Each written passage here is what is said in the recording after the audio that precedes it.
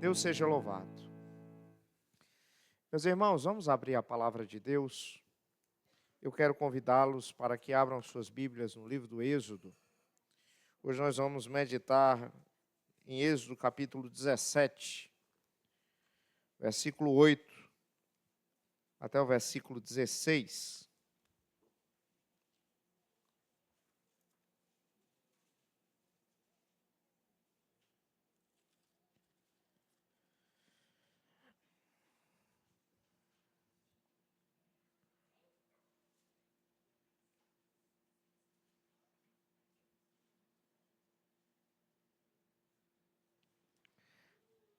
Êxodo capítulo 17, versículo 8 ao versículo 16. Os irmãos encontraram? Eu peço para os amados que, por favor, permaneçam em silêncio e sentados, à medida em que eu leio essa porção da palavra do Senhor. E eu peço que os irmãos também deixem as suas Bíblias abertas, para que no final nós possamos, ao final da oração, possamos acompanhar a exposição da palavra de Deus. Diz assim, verso 8. Então veio Amaleque e pelejou contra Israel em Refidim. E com isso ordenou Moisés a Josué: escolhe-nos homens, e sai, e peleja contra Amaleque. Amanhã estarei eu no cimo do outeiro, e o bordão de Deus estará na minha mão. Fez Josué como Moisés lhe dissera, e pelejou contra Amaleque. Moisés, porém, Arão e Hur subiram ao cimo do outeiro. Quando Moisés levantava a mão, Israel prevalecia. Quando, porém, ele abaixava a mão, prevalecia Amaleque.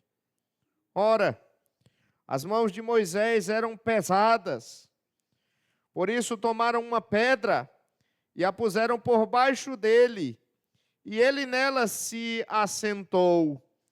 Arão e Hur sustentavam-lhe as mãos, um de um lado e o outro do outro. E assim lhe ficaram as mãos firmes até ao pôr do sol.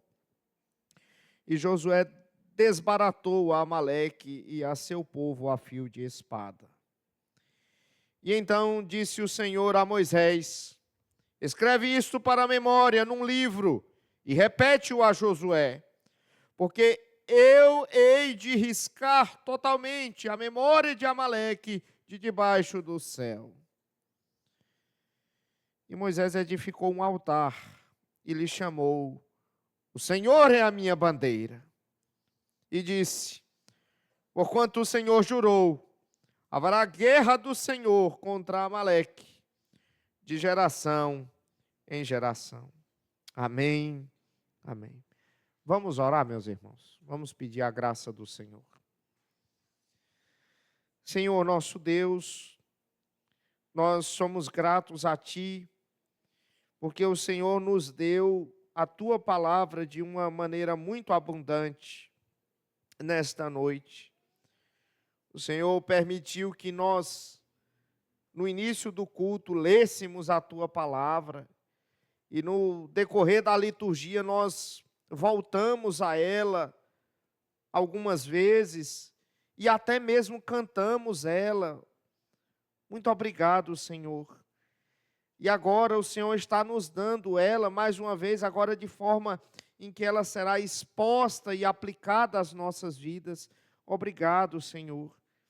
E eu te peço, em nome de Jesus, que o Senhor fale aos nossos corações, que nós possamos, ó Deus, compreender a Tua palavra, que ela de fato seja luz para o nosso caminho.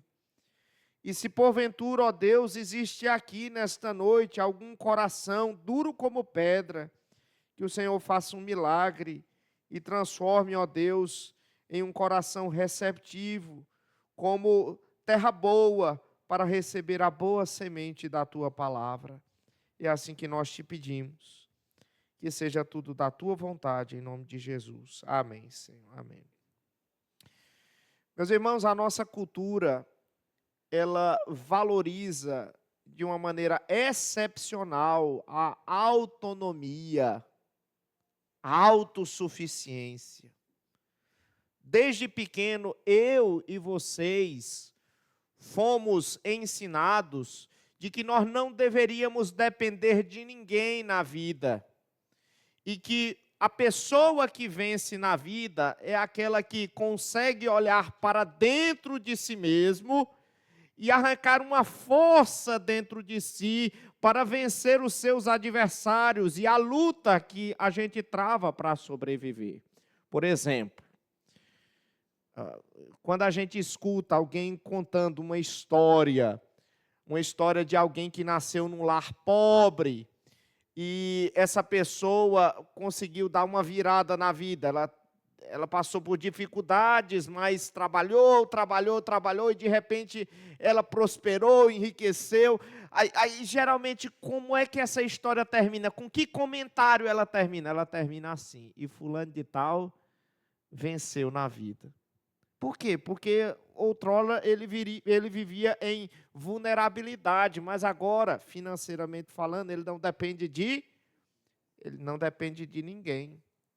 Eu estava, esses dias atrás, os irmãos sabem, eu estava de férias lá no Ceará, e aí eu estava lá na casa da minha sogra, do meu sogro, e nós estávamos lá na calçada conversando, e chegou uma pessoa para conversar conosco.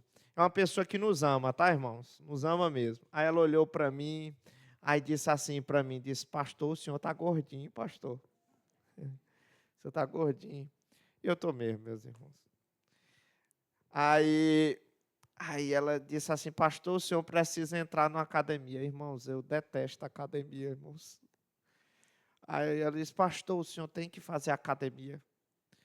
Pastor, não é uma questão meramente de estética, pastor. É uma questão de saúde. E assim, irmãos, eu não discordo dessa pessoa, nesse sentido, né? Eu não iria para a academia por estética de jeito nenhum. E aí ela fez um comentário interessante. Preste atenção. Ela disse assim, no final do comentário. Disse: pastor, é para a gente envelhecer com saúde. E lá, quando nós ficarmos idosos, a gente não ficar dependendo de ninguém. Você entendeu? Você entendeu? Então, nós hoje olhamos para essa questão da autossuficiência como um alvo a ser buscado. Nós não queremos depender de ninguém em qualquer aspecto, seja num aspecto de saúde, seja num aspecto financeiro, seja em qualquer área da nossa vida, nós não queremos depender de ninguém. Qual é o problema desse pensamento? Qual o problema dessa filosofia da autossuficiência? É simples, irmãos. É porque essa filosofia, ela desconsidera um fator que é muito preponderante nas Escrituras, no que tange à humanidade, que é o pecado. Nós não somos aquilo que nós éramos lá no Jardim do Éden, nós somos pecadores. E a realidade do pecado muitas vezes nos esmaga. Por exemplo, vamos dizer que amanhã eu vou para a academia, vamos dizer. Porque eu quero viver mais, porque eu não quero depender de ninguém no futuro, quando eu envelhecer. Aí, de repente, eu vou fazer um check-up nessa semana. Aí o médico chega para mim e diz assim: pastor Jefté, eu lamento dizer, mas eu diagnostiquei que o senhor está com câncer, e esse câncer já está em estado avançado. O senhor tem metástase no seu corpo inteiro. E o senhor tem poucos dias de vida. E aí, meus irmãos? Academia, e aí? E aí? Você, jovem, que está aqui nessa noite, né? Aquele amor da sua vida, né? De repente, você tem planos maravilhosos para essa pessoa e para você, e essa pessoa, de repente, chega para você e diz assim: eu não lhe quero mais. Eu não lhe quero mais. O que é que você vai fazer? O que eu estou dizendo é que existem momentos na nossa vida que nós somos extremamente vulneráveis. A gente acha muitas vezes que está no controle da coisa, mas nós não estamos, porque nós somos fracos, nós somos incapazes, nós somos pecadores e vivemos no mundo de pecado. Nós hoje temos uma situação, quem sabe você tem algum rendimento, quem sabe você tem um trabalho, mas basta uma crise financeira aqui no nosso país, uma crise no mercado financeiro, olha, meus irmãos, todos nós vamos padecer, todos nós teremos grandes dificuldades. De forma, meus irmãos, que é nesse momento que nós percebemos que nós não temos muita força, que nós não somos autossuficientes, nós não somos autônomos, nós somos fracos, nós somos dependentes, nós somos carentes. E é quando essa carência se demonstra em nossas vidas que a gente fica perguntando, o que é que eu faço? E esse texto, ele vai nos ajudar a compreender isso. Nesse texto da palavra de Deus, o povo do Senhor na antiga aliança, ele experimentou uma batalha. E nessa batalha o povo de Israel, ele era alguém que não tinha condições de sair vitorioso dela. O povo de Israel não era autossuficiente, o povo de Israel não era um povo que tinha confiança demais em si mesmo. Essa, por sinal, é a única batalha que nós encontramos no livro do Êxodo. A Bíblia não fala muito sobre essa batalha, porque o foco dessa batalha não está necessariamente na batalha em si. Por exemplo, você não sabe quantos soldados haviam ali, você não sabe quantos deles morreram, nós não sabemos quais foram os métodos e as estratégias utilizadas no combate. O foco aqui não está na batalha, o foco aqui está em outro lugar. O foco aqui está no mediador da aliança, um homem chamado Moisés. E isso já nos adianta, irmãos, uma lição muito importante desse texto.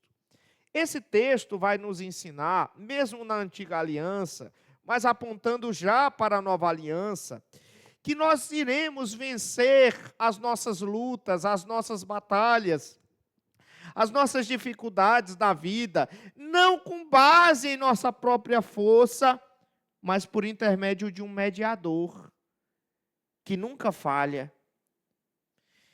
Os irmãos sabem que esse mediador no Antigo Testamento era Moisés. Moisés, ele foi levantado por Deus para libertar o povo de Israel do Egito e trazer o povo de Israel até a terra de Canaã, a terra que Deus havia prometido a Abraão. Mas nesse caminho de sair do Egito até a terra de Canaã, haveria inúmeras dificuldades. Os irmãos sabem que algumas delas estão aqui em textos próximos a esse que lemos. O primeiro deles, por favor, volte os olhos para Êxodo 15. Volte os olhos para Êxodo 15, você vai encontrar a primeira crise, o primeiro desafio do povo de Israel, que o povo de Israel não tinha condição, por si mesmo, por sua própria força, de sair vitorioso. Se você lê em Êxodo capítulo 15, você vai perceber que a primeira crise que o povo de Israel passou no meio do deserto foi enfrentar a escassez de água potável. Em outras palavras, Êxodo 15 está dizendo que o povo de Israel ia morrer de sede no meio do deserto. Não tinha jeito, irmãos. Impossível sobreviver. Mas o que foi que Deus fez? O que foi que Deus fez em Êxodo, no capítulo 15, na primeira crise do povo de Israel? A Bíblia diz que Deus transformou água salgada, as águas amargas de Mara, em água doce. Deus seja louvado. É a primeira crise que o povo de Israel ele consegue vencer, não por sua própria força, mas pela providência e força do Senhor. A segunda crise está no capítulo seguinte, em Êxodo capítulo 16. Volte os olhos para Êxodo capítulo 16. Enquanto em Êxodo 15, a primeira crise foi a falta de água potável, em Êxodo 16, a segunda crise foi a falta de comida. O povo de Israel ia morrer de fome no meio do deserto, sem chances, meus irmãos, sem chances de sobreviver. Como é que você vai encontrar comida no meio do deserto? Impossível. Mas o que foi que Deus fez? Hein, meus irmãos? O que foi que Deus fez? A Bíblia diz em Êxodo capítulo 16 que Deus mandou maná do céu. E o povo de Israel conseguiu sobreviver a essa segunda crise. Novamente, eles não tinham forças em si mesmos para saírem vitoriosos e vencedores daquela situação. Mas o Senhor Deus providenciou todas as coisas. A terceira crise está no início do capítulo 17. Você vai perceber que os israelitas enfrentaram uma nova falta de água potável. Então, eles haviam escapado de morrer de sede lá em Êxodo 15, agora vão morrer de sede em Êxodo capítulo 17. E aí o que Deus faz? Deus usa Moisés para que com o seu cajado, o seu bordão, ele ferisse a pedra, a rocha, e o que foi que aconteceu? Saiu água da rocha. Meus irmãos, como é que pode, meus irmãos? Quem é que consegue, irmãos, imaginar sair do água da rocha, meus irmãos? Pois é, aconteceu isso pela providência do Senhor. Você percebe uma coisa? Nessas 3 ocasiões, nesses 3 episódios, em nenhum momento o povo de Israel tinha forças e circunstâncias que fossem propícias para que eles saíssem com vida. Mas o Senhor Deus providenciou o sustento. O Senhor Deus providenciou o livramento, de tal maneira que o povo de Israel conseguiu sobreviver. A quarta crise está no texto que nós lemos. O texto que nós lemos inicialmente trata-se do ápice, digamos assim, dessas 4 crises. Essa crise está relacionada a uma batalha contra os amalequitas. Os amalequitas, eles eram inimigos do povo de Israel. E esse texto, ele vai mostrar o povo de Israel muito impotente, muito fraco, humanamente vulnerável, não é? E é por isso que esse texto é muito importante para nós. Porque esse texto vai nos ensinar que uns confiam em carros e cavalos, mas outros vão confiar no Senhor. Que a nossa vitória não vai ser na força do braço da nossa carne, mas através da força que Deus dá ao nosso mediador. É Ele quem vai nos dar a vitória. E esse texto, ele nos ensina essa grande verdade. Eu sei que nenhum de nós está no deserto e que está peregrinando para a terra de Canaã. Mas, por outro lado, nós somos peregrinos também nesse mundo. E a Bíblia nos chama e nos promete que um dia Deus nos dará a Canaã celestial. Então, nós somos peregrinos também nesse mundo. E à medida em que nós estivermos caminhando para a Canaã celestial, nós vamos enfrentar inúmeras crises. E nós não somos fortes, irmãos. A gente tem que começar a admitir isso. Não está em nós o poder, não está em nós a força, não está em nós qualquer coisa que possa nos garantir a vitória. Nós veremos nesse texto que não é uma força dentro de nós que vai nos dar a vitória. É alguém que está fora de nós, é o mediador da aliança, que Deus usará para que nós possamos ser vitoriosos. Eu espero, irmãos, que ao final dessa exposição desse texto bíblico, você possa amar o Senhor Jesus Cristo mais. Que você possa olhar para o Senhor Jesus Cristo e perceber que nele você pode ser mais do que vencedor. É Ele quem vai nos dar a vitória contra os nossos inimigos espirituais, contra os principados e potestades deste mundo tenebroso, contra as forças espirituais do mal nas regiões celestes. Vamos iniciar a exposição da palavra de Deus. Volte os olhos aí para Êxodo capítulo 17, versículo 8. Muito bem, aí um olho na Bíblia e outro olho no pregador, para ver se o pregador está pregando de acordo com a palavra de Deus. Veja só, versículo de número 8, diz assim: então, como é que começa o texto, irmãos? Então, olha, o texto começa com essa palavra então. Quando é que você usa essa palavra então? Você usa essa palavra então, quando você está contando uma história, ou você está falando alguma coisa, e aí você vai terminar o seu argumento, ou vai terminar a história. Aí você diz, ó, depois disso tudo, então, aconteceu isso, entendeu? Essa palavra, portanto, ela é usada para ligar duas partes do texto, certo? De um discurso maior, ok? Então, quando o texto diz assim, então, ele está querendo dizer, então, depois dos acontecimentos do capítulo 15, da falta de água lá em Mara, depois daquilo que foi dito lá no capítulo 16, a falta de comida no meio do deserto, e novamente no capítulo 17, novamente a falta de água, depois desses 3 episódios de crise, aí você tem o 4º episódio de crise. É por isso que essa palavra é usada aqui. Então, depois desses 3 episódios de crise, mais uma crise, foi que aconteceu. Leia comigo, versículo 8, leia. Veio Amaleque contra Israel em Refidim. Muito bem, esse versículo aqui nos informa que durante a peregrinação do povo de Deus rumo à terra de Canaã, houve uma batalha. O texto diz que essa batalha aconteceu contra os amalequitas. A origem deste povo, como os irmãos sabem, está em um homem chamado Amaleque. Quem é Amaleque, irmãos? Quem é Amaleque? A Bíblia diz quem é Amaleque. Amaleque, irmãos, a Bíblia diz lá no livro de Gênesis, no capítulo 36, que ele era filho de um homem chamado Elifaz e neto de um homem chamado Esaú. Esaú você sabe quem é. Esaú é irmão de Jacó. Então, preste atenção. Aqui nós encontramos uma contenda, uma batalha, uma guerra entre 2 povos que têm o mesmo sangue nas veias. Vocês entenderam? Então, nós encontramos aqui primos que estão brigando entre si.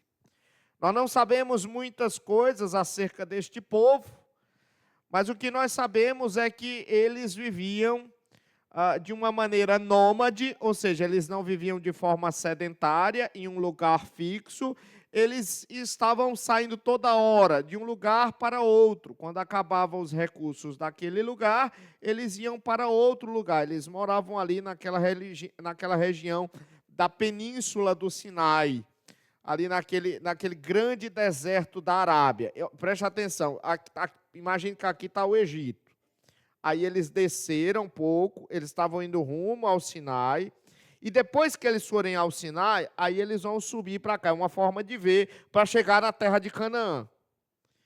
E quando eles estavam chegando aqui no Sinai, próximos ao Sinai, que é onde Deus vai dar os 10 mandamentos para Moisés, aí é justamente que eles vão encontrar com os amalequitas. E uma coisa que a Bíblia enfatiza, irmãos, é que os amalequitas, eles foram inimigos constantes do povo de Deus ao longo da história do Antigo Testamento. Vez por outra, nós vamos encontrar esses 2 povos lutando entre si. E esse texto de Êxodo, no capítulo 17, é o primeiro episódio de uma série de batalhas entre os israelitas e os amalequitas. Mas, pelo que é afirmado, irmãos, aí no versículo de número 8, a batalha, ela não foi provocada pelos israelitas. Veja bem no versículo 8. Olha o que é que o texto diz aí, no versículo 8. O texto diz assim: veio Amaleque e pelejou contra Israel em Refidim. Portanto, você tira a partir desse texto que o povo de Israel não é o agressor, o povo de Israel é o agredido. O povo de Israel não procurou confusão com ninguém. Eles que foram alvos daquilo que foi a batalha, a luta e também a agressão dos amalequitas. O texto aqui não nos dá muitos detalhes acerca dessa agressão. Mas o texto de Deuteronômio, lá no capítulo de número 25, vai nos contar alguns detalhes. Por exemplo, não precisa a gente ler agora. Mas ele conta que esse ataque dos amalequitas contra os israelitas não foi um ataque frontal. Eles pegaram o povo de Israel pela retaguarda. Os amalequitas, portanto, eles procuraram o povo de Israel, naquela parte da comitiva, naquela parte do bando, onde havia maior vulnerabilidade, ou seja, na retaguarda, onde ficavam idosos, onde ficavam doentes, onde ficavam mulheres, onde ficavam crianças. Então, eles atacaram justamente ali.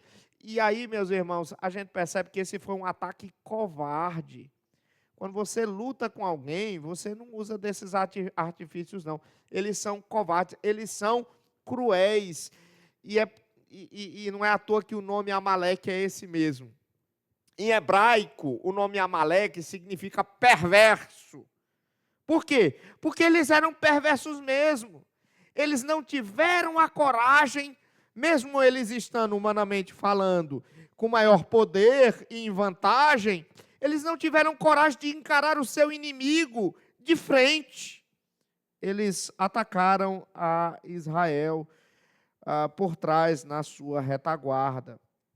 O texto não nos diz também a razão dessa agressão. Eu, quando estava preparando esse sermão, eu estudei e eu vi que alguns estudiosos dizem que, provavelmente, os amalequitas, eles agrediram o povo de Israel por conta do abastecimento de água. Então, havia pouca água ali na península do Sinai, e aí eles, de alguma maneira, tentando preservar a sua própria vida, o que foi que eles fizeram?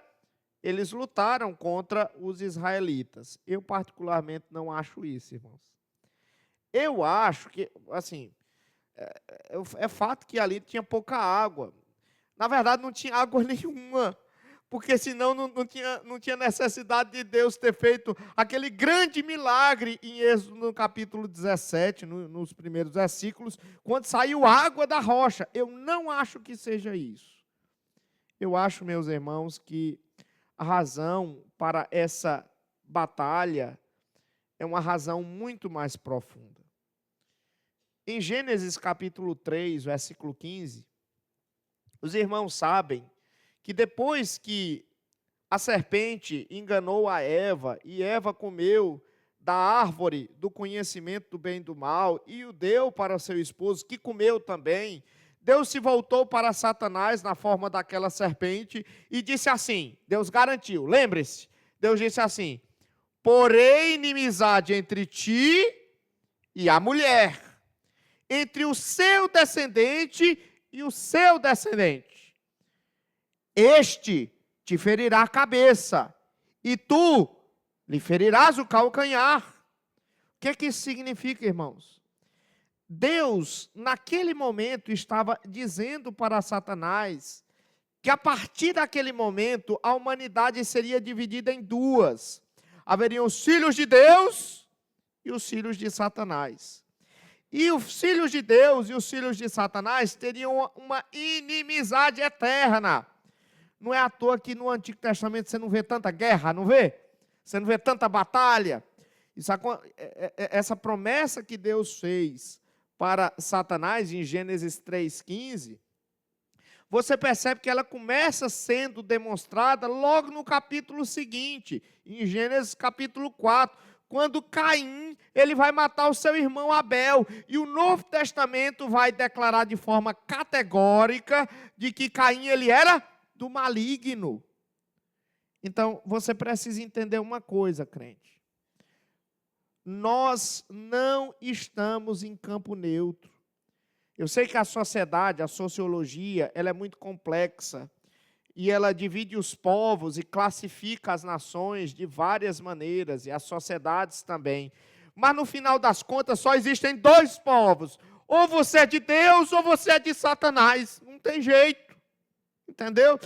E se você for um crente, você vai viver em inimizade com os filhos de Satanás. Os filhos de Satanás vão lhe odiar, porque você é luz e eles são trevas. Porque você é de Deus e ele é do maligno. Você ama a justiça e ele ama a iniquidade. E a Bíblia diz categoricamente que todos aqueles que querem viver piedosamente em Cristo serão perseguidos. E como igreja nós precisamos estar alertas a respeito disso e bem cientes disso. A Bíblia diz que a nossa luta não é contra o sangue, nem contra a carne, ou seja, não é contra pessoas em si, mas sim contra os principados e potestades, contra os dominadores deste mundo tenebroso, contra as forças espirituais do mal nas regiões celestes. Ou seja, nossa luta não é contra pessoas. A nossa luta é contra Satanás e os demônios que agem nessas pessoas. O mundo está cheio de endemoniado, meus irmãos. E às vezes o demônio, ele veste terno, gravata, e ele fala tão bonito, né? E nós temos que prestar atenção, meus irmãos. Porque nós estamos vivendo numa luta. Satanás e suas miríades, eles não querem que nós cheguemos a Canaã celestial, da mesma maneira que os amalequitas não queriam que o povo de Israel chegasse à terra de Canaã. Então, se você é crente, saiba, você está numa guerra. Nós estamos envolvidos em uma batalha espiritual contra Satanás e o seu exército de demônios. Há uma guerra invisível entre a luz e as trevas. E nós vamos ser alvos de muitas hostilidades por parte dos inimigos de Deus e do seu povo. Mas nós não podemos temer. Nós temos que lutar. E é isso que o versículo 9, Moisés ordena a Josué. Veja só, versículo 9. Volte os olhos aí para o versículo 9. Leia comigo, por favor, verso 9. Leia. Com isso, ordenou Moisés a Josué: escolhe-nos homens e sai e peleja contra Amaleque. O texto aqui conta que diante da agressão dos amalequitas contra os israelitas, Moisés ele vai dar algumas ordens a Josué. Isso aqui é importante dizer. Josué, irmãos, é um personagem bíblico importantíssimo. Existe um livro nas Escrituras, que inclusive já foi pregado aqui na nossa igreja, que é o livro que leva o nome deste personagem. Josué, irmãos, ele é um personagem importantíssimo. E é a primeira vez em toda a Escritura que este nome, o nome de Josué, ele é apresentado. Não é? E aqui o texto, ele nos apresenta Josué como uma espécie de guerreiro, ou melhor, de um general. É ele que vai conduzir o povo de Israel na batalha contra os amalequitas. E isso vai ser muito importante, porque posteriormente, quando Moisés morrer, quem vai conduzir o povo de Israel na luta contra os cananeus será quem?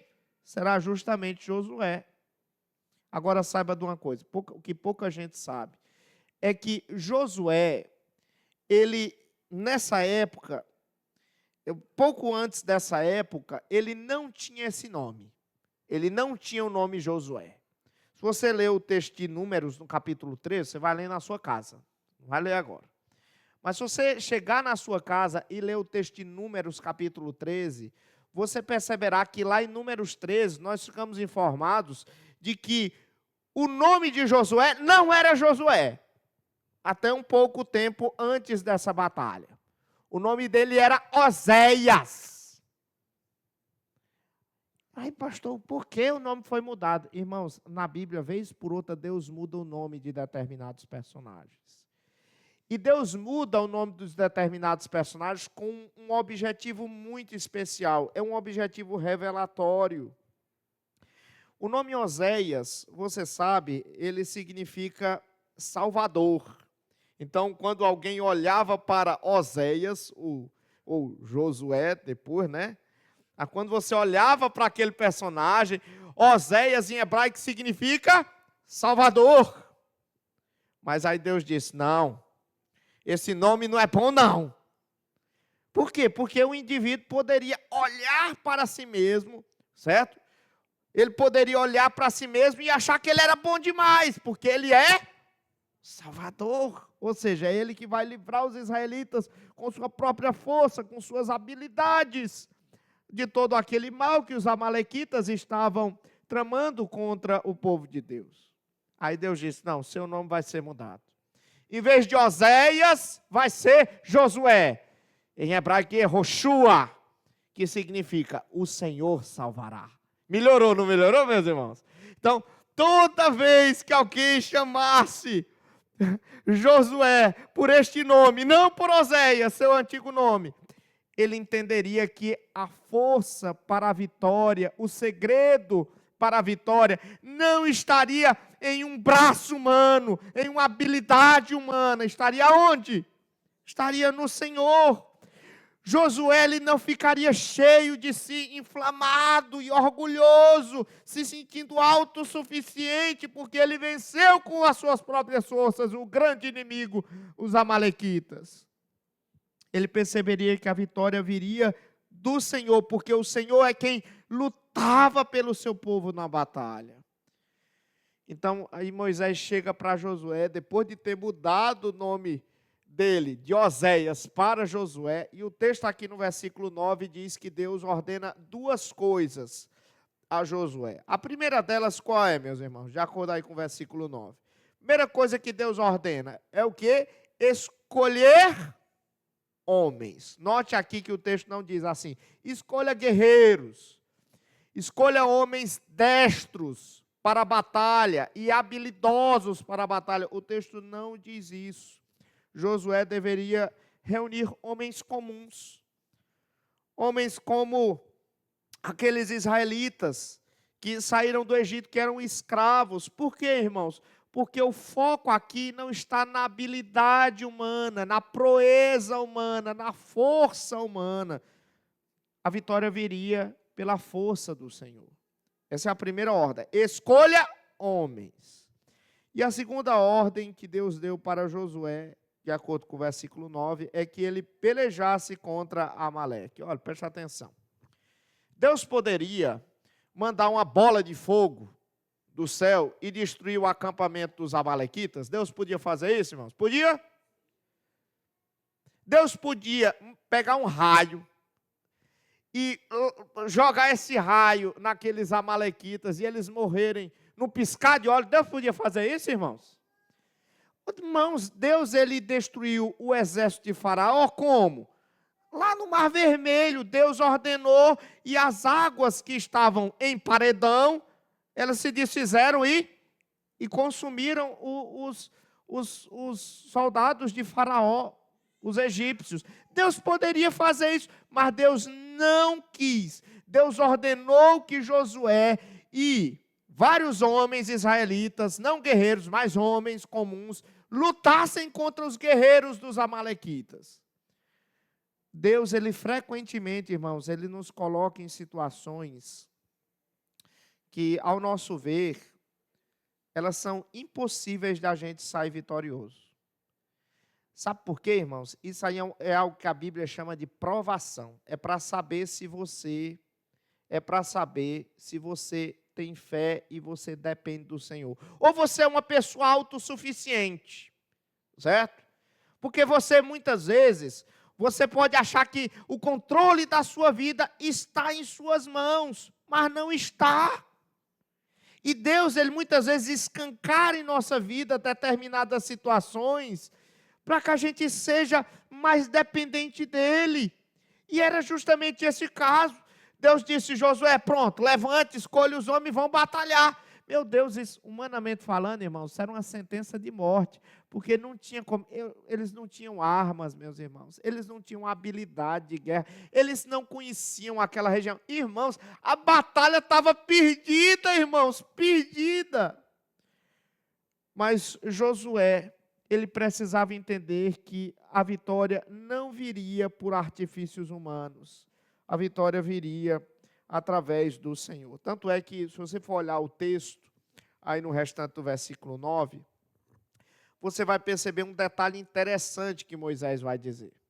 Olha o detalhe interessante. Presta atenção no que é que Moisés vai dizer no restante do versículo 9. Volte os olhos para o versículo 9, por favor. Olha o que é que Moisés vai dizer para Josué. Você encontrou aí? Veja só. Diz aí o versículo 9. Amanhã, isso é Moisés dizendo para Josué. Ele está dizendo, amanhã eu estarei aonde? No cimo do outeiro. Ou seja, eu vou estar lá no alto daquela colina. No alto daquela elevação natural. Eu vou estar lá. Enquanto você vai estar lutando lá no vale de Refidim, eu vou estar lá na colina, no alto da colina, no cimo do outeiro, eu vou estar lá. Certo? E aí, veja só a coisa que ele diz. E o bordão de Deus estará na minha mão. Olha que coisa interessante. Moisés está dizendo o seguinte para Josué. Josué, eu não vou para a batalha. Não vou para o campo de batalha. Não é porque ele era velho. Ele era velho. Ele não dava para lutar mais. Mas ele diz que vai estar envolvido na batalha. Ele vai estar envolvido na batalha de duas maneiras. A primeira maneira é subindo até o cimo do outeiro. Por que essa informação ela é importante? Eu já falei dezenas, talvez centenas de vezes aqui na igreja.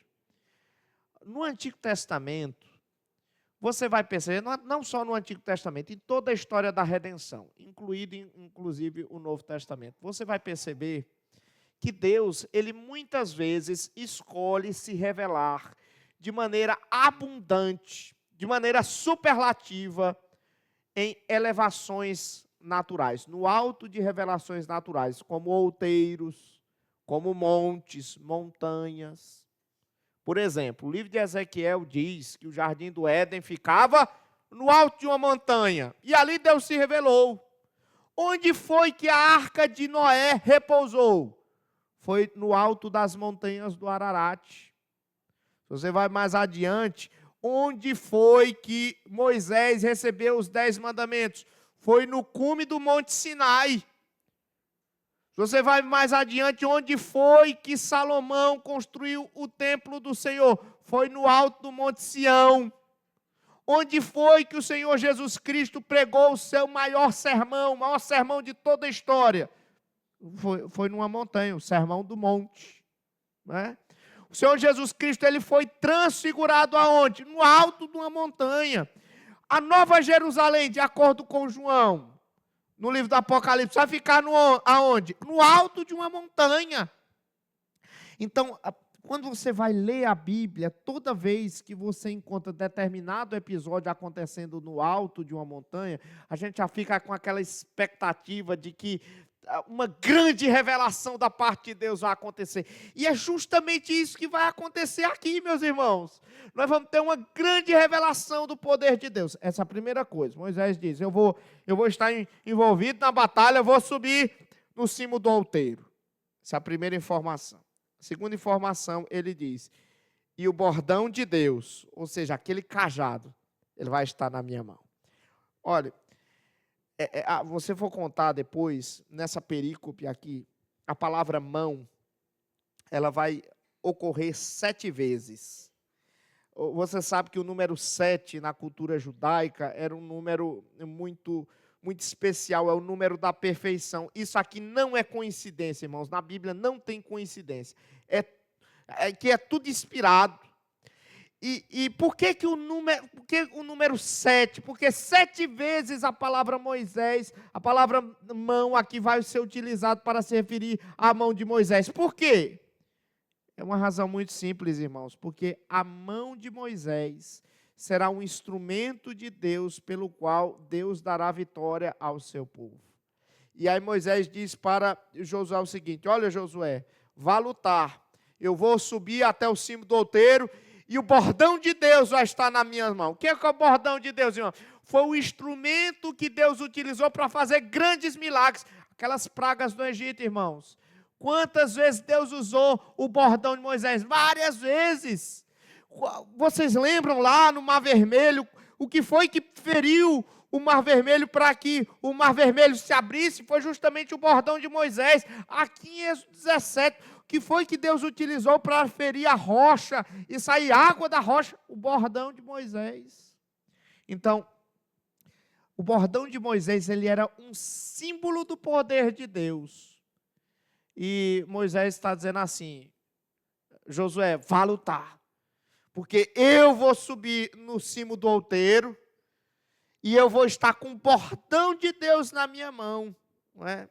E isso vai ser muito importante. Josué tinha que entender uma coisa, irmãos, que embora a batalha estivesse ocorrendo lá no vale, a verdadeira batalha estava acontecendo em outro lugar.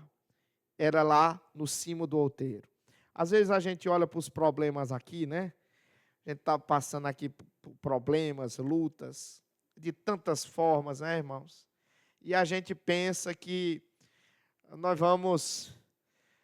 Nossa luta só se restringe aqui à terra. Não, irmãos. A verdadeira luta está sendo travada em outro lugar.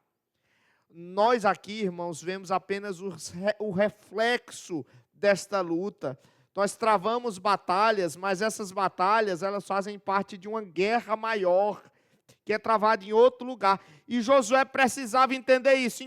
Embora houvesse batalha ali no Vale de Refidim, a verdadeira batalha, ela ocorreria em outro lugar, que era justamente no cimo do outeiro.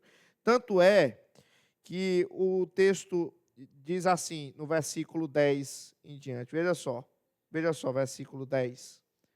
Preste atenção.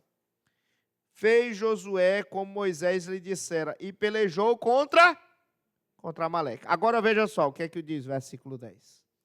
Moisés, porém, Arão e Ur subiram ao cimo do outeiro. Irmãos, aqui nós temos uma informação nova. Porque Moisés havia combinado com Josué de que ele subiria para o cimo do outeiro.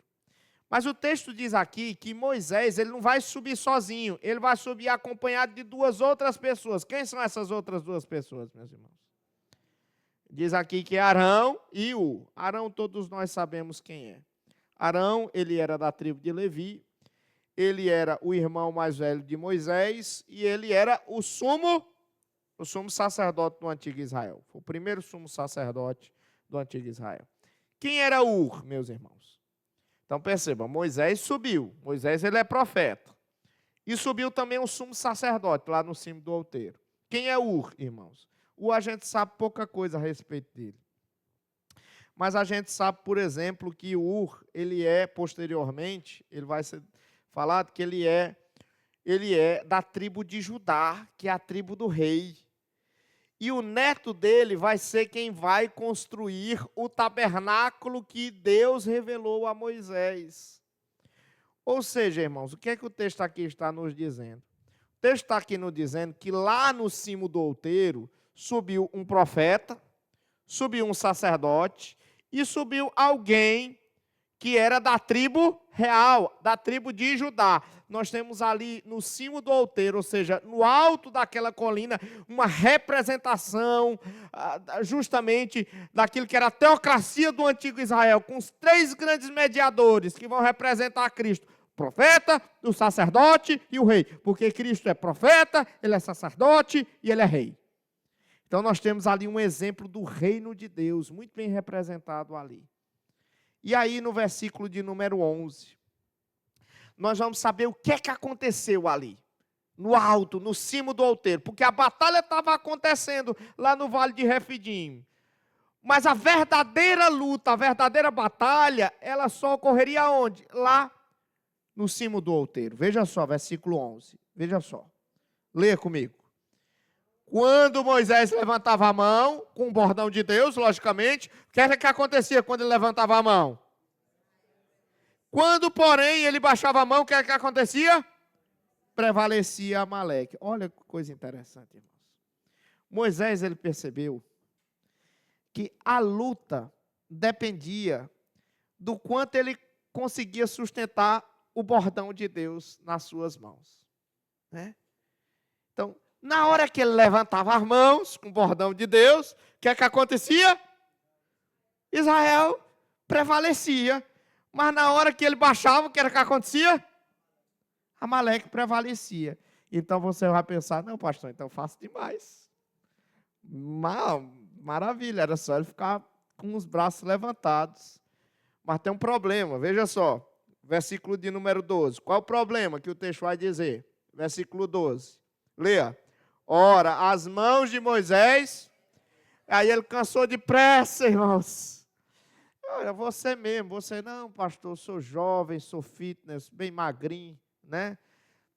Experimenta passar o dia inteiro com a mão levantada, você vai cansar. E as mãos de Moisés eram pesadas. Então ele se cansava depressa, meus irmãos, né?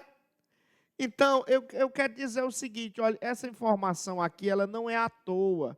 Por que ela não é à toa? Porque isso aqui é uma belíssima ilustração para demonstrar que determinadas coisas você não tem força, que você é fraco, você não consegue vencer sozinho. Por exemplo, vou falar aqui, quem sabe você está aqui nessa noite, você está passando por um problema conjugal. Mas isso não depende de você. Quem sabe você tem um filho que está drogado. E aí? Rapaz, não existe tratamento para isso não, meu irmão. Tem aí várias coisas, várias técnicas. Olha, mas finalmente a gente não depende de nós não, viu? Então, existem limitações. Você tem que entender que você é fraco, meu irmão. Olha, você não está aqui numa igreja coaching. Essa é uma igreja bíblica, essa é uma igreja reformada. Você é pecador. Entendeu? Você não consegue sozinho. Enquanto você se achar o super-homem, enquanto você se achar forte demais, você vai viver frustrado.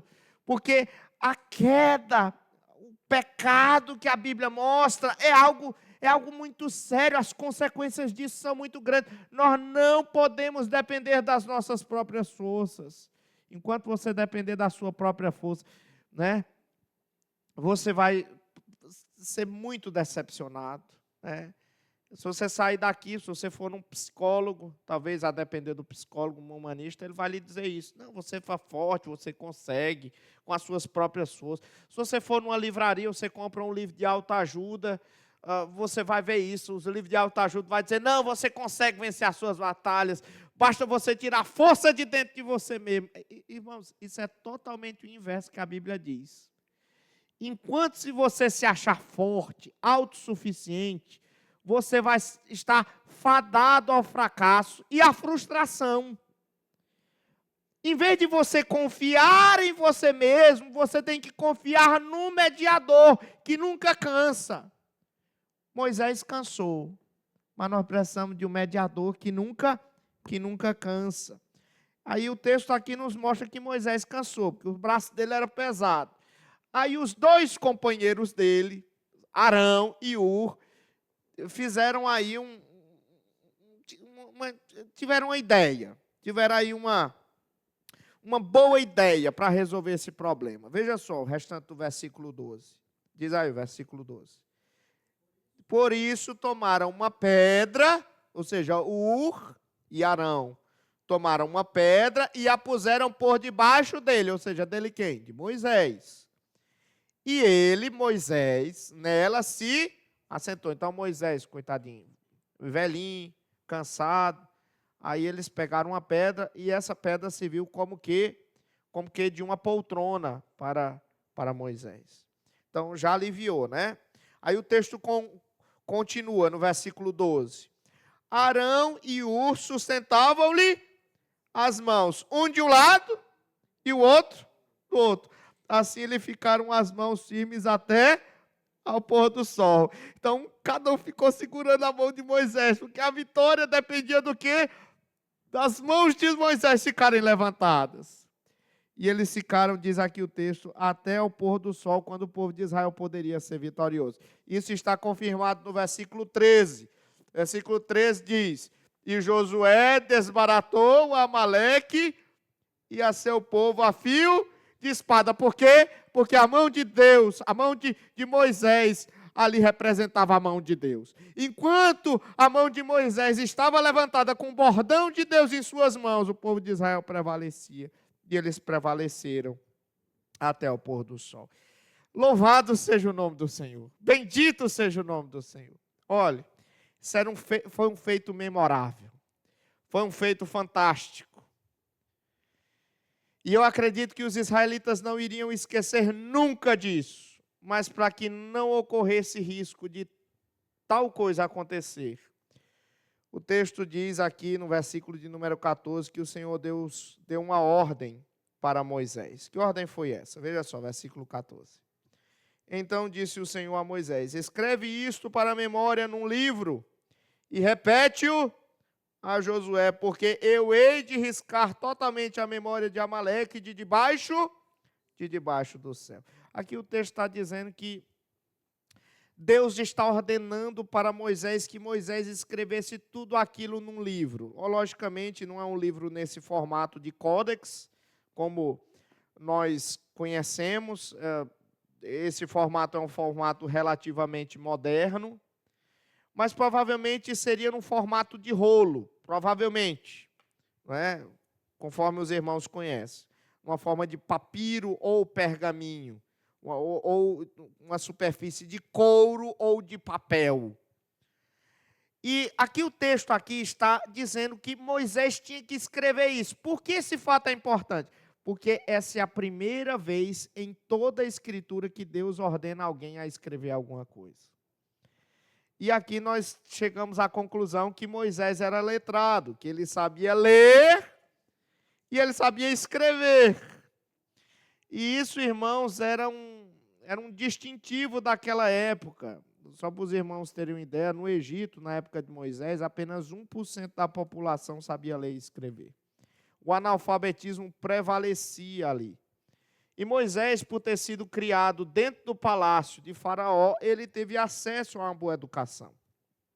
E ele tinha, portanto, essa capacidade de escrever. E o texto diz aqui, a palavra de Deus, que ele recebeu essa ordem. E ele escreveu. E Deus, ele diz a razão pela qual ele deve ler esse livro, escrever esse livro. Diz aqui o texto que ele deve escrever esse livro para memória e repeti-lo a Josué. Por quê, irmãos? Porque Josué vai ser o instrumento de Deus para a vitória no meio dos cananeus. E Josué, ele precisava lembrar que a vitória que ele teria sobre os cananeus seria semelhante à vitória que ele teve com os amalequitas. Não viria da força humana, mas do poder do Senhor. Que ele não deveria se sentir autossuficiente, capaz demais, poderoso demais, mas dependente do Senhor. Por isso, ele tinha que ler essa passagem para Josué e repetir isso para Josué continuamente. Esse era o propósito. O segundo motivo está ainda no versículo 14, porque eu hei de riscar totalmente a memória de Amaleque de debaixo do céu. Daqui a pouco os amalequitas iam morrer, mas a lembrança daquela batalha deveria ser lembrada continuamente. E, meus irmãos, os efeitos disso estão até nos dias de hoje, né? Está aqui hoje nós, que são 3.500 anos, né? 3.500 anos depois dessa batalha, estamos nós aqui estudando esse texto, escrito por Moisés, porque todos nós também temos muitas batalhas, e essas lutas que nós temos demonstram a nossa fragilidade, demonstram a nossa dependência de Deus, e eu espero, irmãos, em nome de Jesus, que em meio às lutas que nós passemos na vida, esse texto e outros textos que mostram batalhas do Senhor, mostrem para mim e para você que não está na nossa força a saída, mas na força do Senhor. E que a nossa fé possa ser renovada, que ela possa ser fortalecida, que nós possamos depender mais de Deus. O texto conclui, meus irmãos, aí no versículo 15, com uma nota, uma informação importante. Leia comigo o versículo 15, e eu termino por aqui. Leia o versículo 15 comigo, por favor. Diz o texto: e Moisés edificou um altar e lhe chamou o quê? O Senhor é a minha bandeira. De acordo com o texto, Moisés aqui ele edifica um altar. Esse altar não é um altar de sacrifícios, como Moisés vai fazer em outras ocasiões. Esse altar aqui é um altar comemorativo. Como era que era feito esses altares? Juntando pedras, colocando pedra sobre pedra. De tal maneira que qualquer pessoa que passasse por aquele lugar percebesse que aquele montão de pedras não era algo natural. Aquilo não era coisa da criação, mas aquilo ali havia sido obra humana para celebrar alguma coisa. E aí diz aqui que Moisés, para celebrar aquela grande vitória, ele edificou um altar. E ele vai dar um nome para aquele altar. E esse nome em hebraico você conhece, certo? Você conhece esse nome. É Jeová Nissi, que é aqui nós temos a tradução. O Senhor é a minha bandeira. O Senhor é a minha bandeira. Por que isso aqui é importante, irmãos? Porque o cajado de Moisés, o bordão de Deus, que Moisés levantava e o povo prevalecia, aquilo era simbolizando como se fosse a bandeira do Senhor. Todos vocês sabem que quando um povo adentra numa guerra, numa batalha, eles lutam por uma bandeira, eles lutam para honrar aquela bandeira, eles fazem de tudo para que aquela bandeira possa ser honrada e sair dali vitoriosos por causa daquela bandeira. Aí eles dizem, não, o Senhor é a nossa bandeira, nós vamos lutar pelo Senhor e na força do Senhor. E meus irmãos, nós vamos lutar, nós vamos obedecer ao Senhor e vamos viver para a glória do Senhor, porque nós somos o povo de Deus. Eu quero terminar a minha pregação nesta noite, dizendo para os irmãos que o sermão que vocês ouviram não é sobre como você deve ser forte como Moisés. Moisés não era forte, vocês perceberam isso? Ele era fraco. Esse sermão também não é como você deve ser um bom amigo, como Ur e Arão foram para Moisés. O texto não trata desse detalhe. Isso é um detalhe. Se você sair aqui da igreja com esse pensamento, você perdeu o sermão. O texto aqui não é sobre isso. Essa história, irmãos, ela quer nos mostrar a nossa total incapacidade, a nossa fraqueza. Esse texto é como Deus providencia para nós a vitória através de um mediador perfeito, que é o Senhor Jesus Cristo. Moisés, ele era apenas uma pálida representação, era apenas um vislumbre daquilo que o mediador perfeito Jesus Cristo fará no Novo Testamento. De maneira, meus irmãos, que hoje Deus não quer que a gente olhe para a colina de Refidim. Deus ele quer que a gente olhe para o alto de uma outra colina, a colina do Calvário. Lá na colina do Calvário, o perfeito mediador, ele levantou as suas mãos. E as suas mãos foram levantadas e fixadas com cravos. Para quê?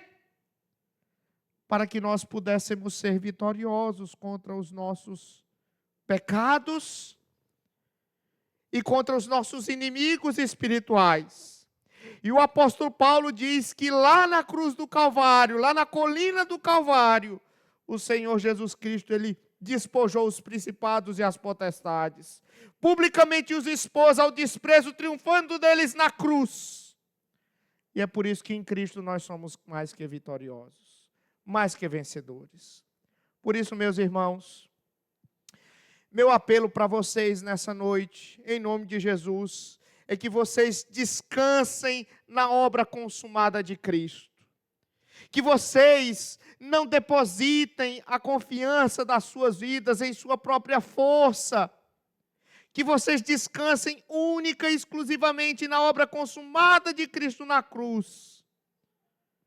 O apóstolo Paulo, ele escreveu em 2 Coríntios, de boa vontade, pois mais me gloriarei nas fraquezas, para que sobre mim repouse o poder de Cristo. Você entendeu? De boa vontade, pois mais me alegrarei nas fraquezas, para que sobre mim repouse o poder de Cristo. Quando você percebe que você é fraco, aí o poder de Cristo repousa sobre você. E ele conclui: pelo que sinto prazer nas fraquezas, nas injúrias, nas necessidades, nas perseguições, nas angústias, por amor a Cristo. Porque quando sou fraco, então é que sou forte. Você entendeu? E é por causa dele que nós podemos bradar agora: tudo posso naquele que me fortalece. Vamos orar. Senhor nosso Deus, obrigado porque a despeito de nós temos um mediador perfeito, um mediador poderoso, que nos garante a vitória.